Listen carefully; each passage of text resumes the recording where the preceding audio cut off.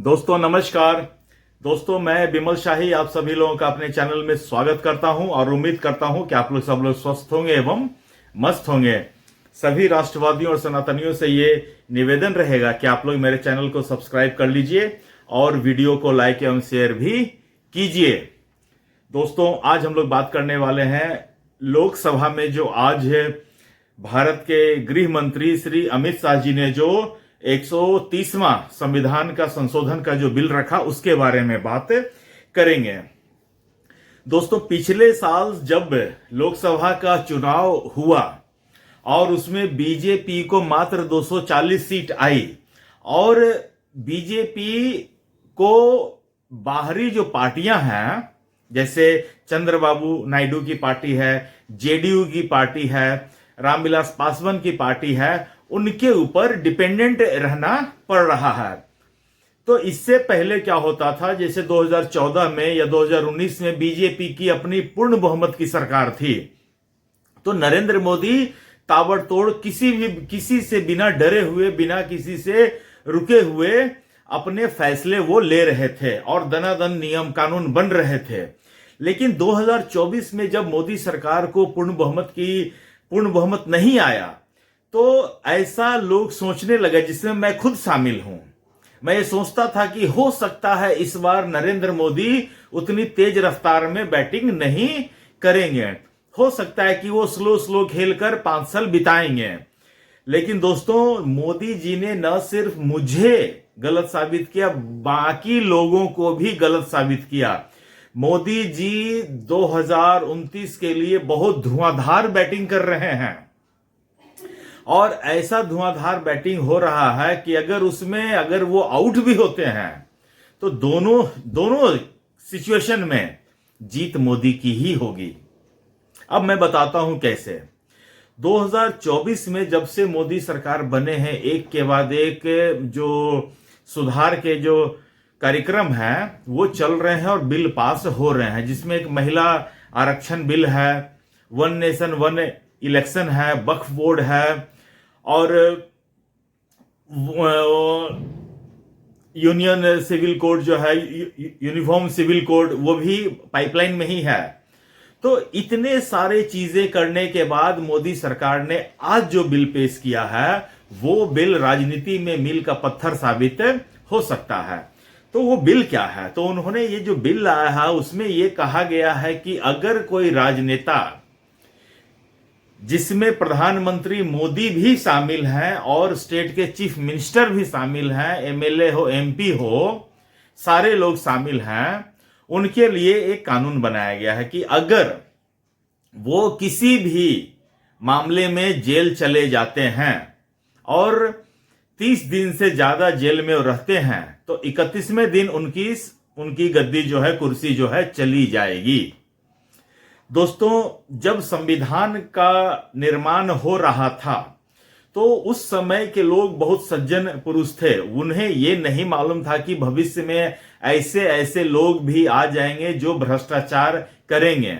उन्हें लगता था कि हम आज जैसे हैं आने वाली पीढ़ियां भी वैसे ही होंगी, लेकिन उन्हें क्या पता कि आगे की पीढ़ियां में भ्रष्टाचारी लोग आएंगे। दोस्तों इस पीढ़ी में भी, इससे पहले की जो पीढ़ी थी उसमें एक थोड़ा सा शर्म लिहाज होता था। अगर किसी भी पॉलिटिकल आदमी पर, पॉलिटिकल पर्सन पर आरोप लगता था तो उनमें नैतिकता इतनी होती थी कि वो इस्तीफा दे देते थे। आप उदाहरण लीजिए आडवाणी जी का। मतलब कि किसी मामले में उनके ऊपर इल्जाम लगा तो उन्होंने इस्तीफा दे दिया और उन्होंने कहा कि जब तक मैं इससे बरी नहीं होता हूं तब तक मैं फिर से नहीं आऊंगा। इसी तरह आप देख लीजिए, देखिए भ्रष्टाचार के जो गुरु हैं लालू प्रसाद यादव, जब उनके ऊपर भ्रष्टाचार का इल्जाम लगा और जेल जाने की बारी आई तो केजरीवाल के जो भ्रष्टाचार के जो गुरु हैं, जिनसे भ्रष्टाचार केजरीवाल ने सीखा है, उन्होंने भी इस्तीफा देकर अपनी पत्नी को चीफ मिनिस्टर बनाकर जेल गए थे। स्वयं आज संसद में अमित शाह के ऊपर इल्जाम लगा। लोगों ने कहा, जब चर्चा चल रहा था तो हंगामा कर रहे थे लोगों ने कहा कि आप भी तो जेल गए थे, तो अमित शाह ने कहा कि मैं जेल जाने से पहले इस्तीफा दे दिया था और जब मैं आरोप से बरी हुआ उसके बाद फिर से पदभार ग्रहण किया। लेकिन इन सब को पीछे छोड़ते हुए इस मतलब कि शताब्दी का सबसे बेशर्म आदमी सत्ता पे आता है, उसका नाम होता है अरविंद केजरीवाल। उसका नाम इस देश में स्वर्ण अक्षरों में लिखा जाएगा। वो इस देश को ये झांसे में लेकर आया कि हम बहुत ईमानदार हैं और एक ईमानदार सरकार चलाने के लिए आएंगे। तो लोगों ने उन्हें सत्ता दिया और सत्ता मांगकर अरविंद केजरीवाल ने जो भ्रष्टाचार का नंगा नाच किया वो आज तक फिर किसी न भूतो न भविष्य तो उन्होंने ऐसा काम करके चला गया है। उसके बाद अरविंद केजरीवाल के ऊपर जांच हुई और उसके बाद अरविंद केजरीवाल को सजा भी हुई। लेकिन अरविंद केजरीवाल जैसा मक्कार आदमी ने इस्तीफा देने से मना कर दिया। उन्होंने कहा कि हम जेल से ही सरकार चलाएंगे। उन्होंने इतनी धृष्टता दिखाई और जेल में रहकर उन्होंने 3 महीने जेल में रहा और उसके बाद जब सुप्रीम कोर्ट ने बेल देते समय उनको कहा कि आप सीएम दफ्तर नहीं जा सकते, किसी फाइल पे साइन नहीं कर सकते हैं, मीटिंग नहीं ले सकते हैं, तब उस बेशर्म को इतनी अकल आई। तब जेल से छूटने के बाद बेल पर है, अभी भी बेल पर है बाहर, तब उसने इस्तीफा दिया कि जब हम कोई काम ही नहीं कर पाएंगे तब इस्तीफा दिया। तो सोचिए अरविंद केजरीवाल के इस काम से मतलब कि पूरे देश के लोग मतलब कि व्यथित थे कि ये कर क्या रहा है, इतनी भी नैतिकता इस आदमी में नहीं है। तो अब जो है मोदी सरकार ने इन सब का काट करने के लिए एक बिल ला रहे हैं। उसके अनुसार अगर कोई राजनेता इंक्लूडिंग सीएम, पीएम, गृह मंत्री, होम मिनिस्टर सबको तो छोड़ दीजिए, पीएम और सीएम सब, अगर वो किसी अपराध में जेल जाता और 30 दिन तक जेल में रहता है तो उसकी कुर्सी चली जाएगी। फिर वो बाहर आता है, उसके बाद वो फिर से पदभार ग्रहण कर सकता है। अभी क्या नियम है दोस्तों कि अगर आपको अदालत से 2 साल की सजा होती है तब आपकी संसद सदस्यता जाती है। दोस्तों इस देश में राजनीति और भ्रष्टाचार दोनों एक दूसरे के मतलब कि पूरक हैं और राजनीति में भ्रष्टाचार आम बात है। इसको लेकर जैसे कि 2 साल वाली जो बात है जो मैंने अभी बताई, ये मनमोहन सिंह जो है इस कानून को खत्म करने के लिए एक अध्यादेश लेकर आए थे, क्योंकि उस समय जो उनके घटक दल थे लालू प्रसाद यादव इसमें फंस रहे थे और मनमोहन सिंह ने अध्यादेश लाया था कि अब जो है ये चीज नहीं रहेगा। अब 2 साल हो या 6 साल हो, कोई आदमी सजा हो जाएगा तो कोई दिक्कत नहीं है, उसको हटा नहीं सकते हैं। लेकिन इस देश के जो अभी जो चमचों के जो प्रधानमंत्री, वर्तमान में जो प्रधानमंत्री हैं, उन्होंने उस समय जो कुछ नहीं थे, प्रधानमंत्री द्वारा पारित किया हुआ अध्यादेश, कैबिनेट द्वारा पारित किया गया अध्यादेश को एक के प्रेस कॉन्फ्रेंस में आगे फाड़ देते हैं।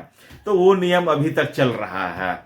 लेकिन जब आज नरेंद्र मोदी और अमित शाह ने इस बिल को लाया है तो संसद में मानो हंगामा हो गया है, मतलब तूफान मच गया है। अपोजिशन वाले इंक्लूडिंग राहुल गांधी, प्रियंका गांधी और जो खड़गे हैं, वेणुगोपाल हैं, ईस्ट मतलब टीएमसी वाले हैं, लेफ्ट वाले हैं, जितने भी दल के लोग हैं उनके ऊपर लग रहा था कि बस अब तो वो जेल ही जाने वाले हैं और उनकी संसद सदस्यता खत्म हो जाएगी। तो अच्छा, इसमें क्या हो रहा है कि लोग जो अपोजिशन वाले हैं वो ये सोच रहे हैं कि इससे जो है जांच करने वाली संस्थाओं के जो है पास में शक्ति अधिक हो जाएगी। उनका ये कहना है कि ईडी तो किसी को भी रखकर मतलब पकड़ के लाके जेल में बंद कर सकता है। अरे भैया, इस देश में मतलब कि संविधान है, कानून है, सुप्रीम कोर्ट है, तुम्हारे पास एक्सेस भी है, तब किसी को सुप्रीम कोर्ट के रहते किसी को जेल कैसे भेजा जा सकता है? और बेल मिलने पर तुम ही लोग तो कहते हो ना सत्यमेव जयते। तो विपक्ष के लोग अच्छा ये काम तो कर ही रहे हैं कि जो जांच एजेंसियां उनके पास असीमित पावर चले जाएंगे, किसी को भी पकड़ के 30 दिन के लिए जेल में डालना कोई बड़ी बात तो नहीं है। तो ठीक है ना, 30 दिन के बाद इस्तीफा होगा, जब तुम्हारा मतलब कि बाइज्जत बड़ी होके आएगा तो फिर से बन जाएगा मुख्यमंत्री। दोस्तों ये एक ऐसा कानून है जिसमें जैसा कि मैंने पहले बताया ना कि मोदी बिल्कुल धुआंधार बल्लेबाजी कर रहे हैं। अगर इस तरह के सुधार के जो बिल लाते समय या इस तरह के बिल के पास कराने के क्रम में अगर मोदी सरकार गिरती है तो भी मोदी सरकार फायदे में रहेगी। अगर अल्पावधि मध्यावधि चुनाव अगर होता है तो मोदी जी जनता के बीच जाएंगे, कहेंगे कि हम इस तरह के सुधार के कार्यक्रम ला रहे थे, क्योंकि कोई भी आदमी ये नहीं चाहेगा कि उसका सीएम चाहे उसका पीएम चाहे उसका सांसद भ्रष्टाचारी हो। तो इस तरह अपोजिशन वाले जितना मर्जी भी विरोध कर लें, अपोजिशन के सांसद हैं शशि थरूर जी, उन्होंने कहा है कि ये एक ऐसा बिल है जिसका विरोध कोई कैसे कर सकता है, लेकिन कर रहे हैं लोग। अब कर रहे हैं तो करने वाले तो हर चीज का विरोध करते हैं। अब देखिए इस बिल को सिलेक्ट कमेटी में भेजा जाएगी, उसके ऊपर चर्चा होगा।